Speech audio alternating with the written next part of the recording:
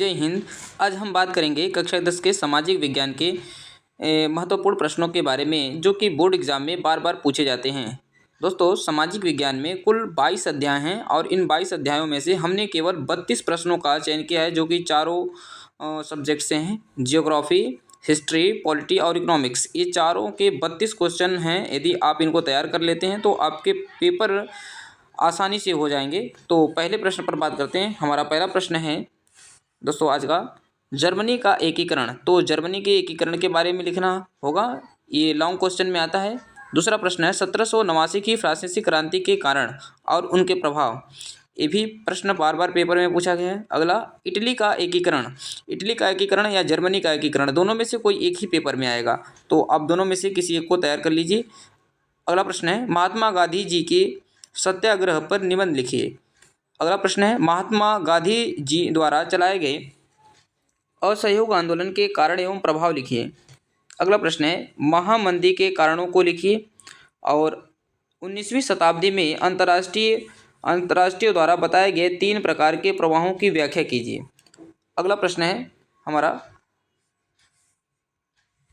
ब्रुटन based समझौता क्या है, वर्णन कीजिए। 9वां प्रश्न है पहाड़ी क्षेत्रों में मृदा अपरदन तथा रोकथाम का वर्णन कीजिए। 10वां प्रश्न है जैव तथा अजैव संसाधन क्या हैं, इनके बारे में लिखना है। अगला प्रश्न है जैव विविधता क्या है, इसके महत्व बताइए। 12वां प्रश्न है मृदा अपरदन क्या है और इसके कारण बताइए। 13वां प्रश्न 3 राज्यों के नाम जहां काली मृदा पाई जाती हैं और उन काली मृदा में कौन सी फसल उगाई जाती है, इसके बारे में लिखना है। अगला हमारा 14वां प्रश्न है दोस्तों कि बहुउद्देशीय परियोजना क्या है और इसके लाभ और हानि लिखना है। 15 प्रश्न है भारतीय कृषि की कोई 3 विशेषताएं बताइए। 16वां प्रश्न है चावल या धान की खेती के लिए उपयुक्त भौगोलिक परिस्थितियों का वर्णन कीजिए। 17 नंबर का प्रश्न है हमारा कि कृषि की 3 प्रमुख समस्याओं का उल्लेख कीजिए। और 18वां प्रश्न है परंपरागत तथा गैर परंपरागत ऊर्जा संसाधन क्या है, इनका वर्णन करना है। अगला 19वां प्रश्न है ऊर्जा के गैर पारंपरिक स्रोत का वर्णन कीजिए। और 20वां प्रश्न हमारा है सड़क परिवहन के प्रमुख 3 गुण बताइए। अगले प्रश्नों पर बात करते हैं।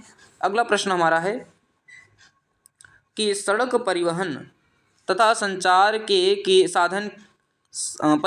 संचार के साधन किसी देश की जीवन रेखा तथा अर्थव्यवस्था क्यों कहे जाते हैं, तो इसके बारे में प्रश्न पेपर में पूछेगा।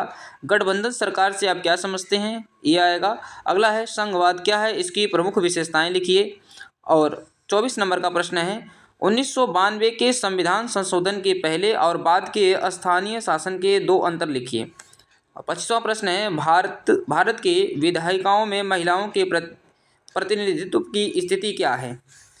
प्रश्न है कि ये है कि भारत में विधायिकाओं में महिलाओं के प्रतिनिधित्व की स्थिति क्या है, इसके बारे में लिखना होगा। अगला प्रश्न है बताइए कि भारत में किस तरह अभी भी जातीयगत असमानताएं पाई जाती हैं, तो इसके बारे में वर्णन करना होता है। लोकतंत्र किस तरह उत्तरदायी जिम्मेदार है, लोकतंत्र किस तरह उत्तरदायी जिम्मेवार है और वैध सरकार का गठन करता है। अगला प्रश्न है विकास मापने का यूएनडीपी मापदंड किन पहलुओं में विश्व बैंक के मापदंड से अलग है, इसके बारे में वर्णन करना है।